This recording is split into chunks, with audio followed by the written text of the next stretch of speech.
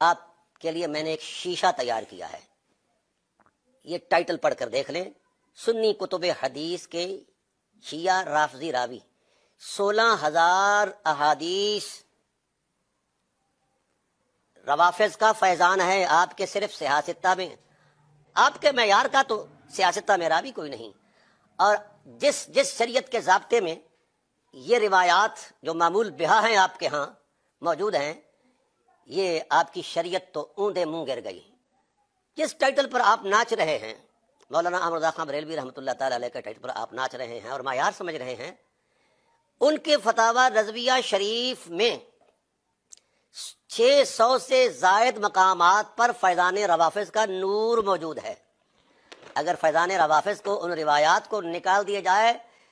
تو یہ فتاوی رضویہ شریف ہوا سے بھی کہیں ادھر چلا جائے، کوئی حیثیت نہیں۔ آپ کی تو شریعت ان کے بغیر نہیں بنتی، آپ لفظ رافضی کو گالی بنا کر ہم جیسے مسکینوں کو کوستے ہیں جناب والا، یا کبھی سادات کرام پر جا چڑھتے ہیں، آپ کی حیثیت ہی کیا ہے؟ پہلے آپ میں اگر غیرت نام کی کوئی شے ہے، دم خم ہے، تو فقیر کی اس کے تحریر کا جواب دو۔ ہیں کواکب کچھ نظر آتے ہیں، کچھ دیتے ہیں دھوکہ یہ بازیگر کھلا۔ اہل سنت کی جو سیاستہ ہیں مین سٹریم کی کتابیں، ان میں اگر مقرر روایات کو شامل کیا جائے 30,845 روایات ہیں، اور اگر مقرر روایات نکال دی جائیں تو 19,248 روایات ہیں۔ ان تمام روایات کو مد نظر رکھیں، ان کا مطالعہ کریں۔ اگر تو ان سے روافظ کا نظریہ پھیلتا ہے، رافضیت پھیلتی ہے، پھر تو ڈاکٹر صداقت علی فریدی کا دعویٰ بالکل سچا ہے کہ یہ فیضان روافظ ہے۔ اور اگر ان سے رافضیت نہیں بلکہ قرآن و حدیث کا نور پھیلتا ہے، اگر ان سے خلفائے ثلاثہ، مولا کائنات حضرت علی المرتضیٰ رضی اللہ تعالیٰ عنہ، اہل بیت، صحابہ کرام کی محبت کی روشنی پھوٹتی ہے، تو پھر یہ فیضان روافظ نہیں ہے، پھر یہ فیضان قرآن و سنت ہے، پھر یہ الحمدللہ عقائد حقہ، عقائد اہل السنہ والجماعہ، اس کا نور پھوٹتا ہے۔ ڈاکٹر صداقت علی فریدی کہتے ہیں کہ یہ جو سیاستہ ہیں ان میں چونکہ رافضی راویوں کی روایات آ گئی ہیں، اس لیے یہ فیضان روافظ ہو گیا ہے۔ میں ان سے پوچھتا ہوں کہ آج بھی کتابیں لکھی جاتی ہیں، آج بھی مختلف عناوین پہ لوگ کتب تحریر کرتے ہیں، تو ان میں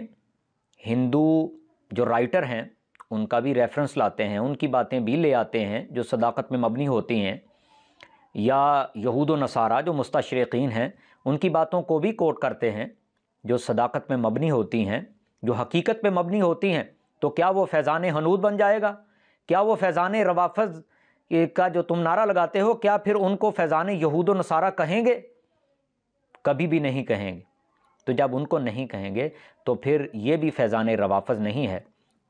اس کا ایک اور تحقیقی جواب یہ ہے، حضرت امام مسلم رحمۃ اللہ تعالیٰ علیہ نے مقدمہ صحیح مسلم میں اخذ حدیث کے جو اصول لکھے ہیں ان میں انہوں نے یہ بات بھی لکھی ہے،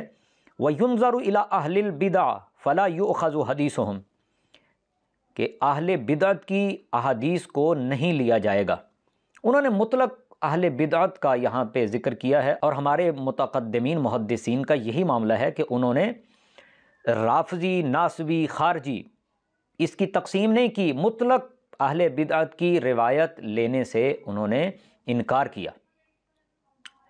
اور پھر آگے اس کی ڈیٹیل اگر آپ دیکھیں تو حضرت امام ذہبی رحمۃ اللہ تعالیٰ علیہ، انہوں نے میزان الاعتدال جلد 1 صفحہ 118 اور 119 پہ انہوں نے اس کی تفصیل مزید درج کر دی۔ وہ کہتے ہیں کہ جو راوی بدعت کبریٰ کا مرتکب ہوا، وہ رافضی ہو، ناسبی ہو، خارجی ہو، وہ معتزلی ہو، وہ جو کوئی بھی ہو، جو بدعت مکفرہ کا مرتکب ہوا، اس کی روایت نہیں لی گئی،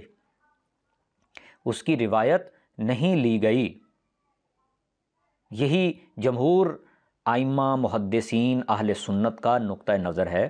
یہی ان کا پوائنٹ ہے، اور اسی کو رواج دیا گیا ہے۔ اور یہ جو کہا جاتا ہے کہ چونکہ رافضی راویوں کی روایات آ گئی ہیں تو ان کو پھر فیضان روافظ نعرہ لگایا جائے اور زندہ باد کہا جائے، تو یہ سراسر دھوکہ دینے کے مترادف ہے۔ اس لیے یہ بھی حقیقت ہے کہ جو آج کے روافظ ہیں یہ خلفائے ثلاثہ کی تکفیر کے بھی قائل ہیں، بہت سے ایسے ہیں، اور جو آج سے صدیوں قبل کے روافظ ہیں وہ یہ میزان الاعتدال میں امام ذہبی رحمۃ اللہ علیہ نے ہی لکھا ہے کہ ان کا معاملہ کچھ اور تھا۔ وہ خلفائے ثلاثہ ہوں، حضرت طلحہ زبیر، حضرت معاویہ رضی اللہ تعالیٰ عنہ اور حضرت ام المومنین سیدہ عائشہ صدیقہ رضی اللہ تعالیٰ عنہا، وہ ان پر تان تو کرتے تھے لیکن ان کی تکفیر نہیں کرتے تھے۔ تو اس لیے فیضان روافظ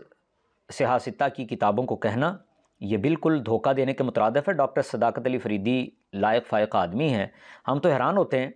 کہ یہ اپنی ساری توانائیاں وہ کس مشن پہ خرچ کر رہے ہیں، اور پھر یہ اب روافظ اور رافضی نواز جو طبقہ ہے ان کی آنکھوں کا تارا بنے ہوئے ہیں اور روافظ کے سٹیجوں کو جا کے آباد کر رہے ہیں۔ جب آپ اہل سنت ہونے کا دعویٰ کرتے ہیں تو پھر اہل سنت تو وہی ہوگا جو عقائد اہل سنت کا پرچار کرے گا، جو اس کی بلاغ و تبلیغ کرے گا، جو اس کی ترویج و اشاعت کرے گا، وہی اہل سنت کہلائے گا۔ آپ نام اہل سنت کا لیں اور جھنڈا آپ روافظ کا اٹھا لیں، جھنڈا آپ معتزلیوں کا اٹھا لیں، اور پھر اس میں ایک اور بات بھی سن لیں، کتنے مفسرین ہیں جنہوں نے علامہ زمخشری اس کی سٹیٹمنٹ کو لیا ہے، اس کی توضیحات اور تشریحات کو بھی کوٹ کیا ہے اپنی تفاسیر میں، تو کیا ان کو پھر فیضان معتزلہ کہیں؟ ان تفاسیر کو نہیں کہیں گے، بالکل نہیں کہیں۔ تو اس لیے اگر اہل سنت کی جو مین سٹریم کی کتابیں ہیں یا اور کتب احادیث ہیں، اگر ان میں رافضی راویوں کی روایات آ گئی ہیں تو اس بنیاد پہ یہ دیکھا گیا ہے کہ وہ روایات وہی ہیں، صرف وہی ہیں کہ جن سے عقائد حقہ اہل سنت ہی کا پرچار ہوتا ہے، رافضیت کا پرچار نہیں ہوتا، رافضیت کا پرچار نہیں ہوتا۔ اس لیے ڈاکٹر صداقت علی فریدی ان سے گزارش ہے کہ وہ اس طرح کا سودا بیچنے کی بجائے